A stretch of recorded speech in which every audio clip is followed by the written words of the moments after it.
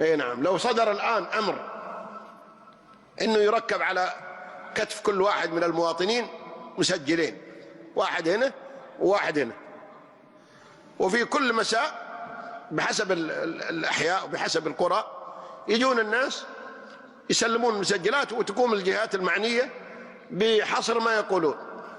فمن وجدوا عنده تسبيح وذكر لله يعطون على كل تسبيحة ريال، ومن وجدوا عنده غيبة نميمة كذاب لعن سب شتم يعطونه مشعب، بس ضربة واحدة.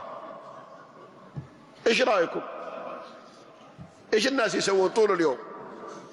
ما في الا سبحان الله. تقول له السلام عليكم قال سبحان الله سبحان الله سبحان الله. واذا جاء المغرب وفكوا المسجل حقك وعينت معك ما شاء الله 100,000 حسنة، قالوا هذا شيك 100,000. وجاء واحد بعدك اذا انت تلفت فيه كم؟ قال والله 150. قال كيف انت؟ قال والله الحمد لله ما رحت مكان من غير اسبح من يوم شرقت الين المغرب. اي نعم. تجي تقول والله بكره ما عاد ارقد حتى. طيب وهذا جابوا ايش عندك؟ والله قالوا عنده كذبتين وعنده غيبتين وعنده نظرة حرام وعنده سمع له أغنية، قالوا بطوه. اي نعم. وصكوه ب20 صوت على كل واحدة صوت. اليوم الثاني عاد يسوي شيء؟ آمنا. لكن ذا الحين هل آمنا؟ إيمان صوري كذاب.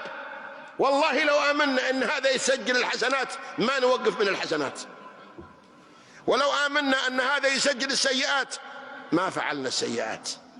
هذا معنى الإيمان.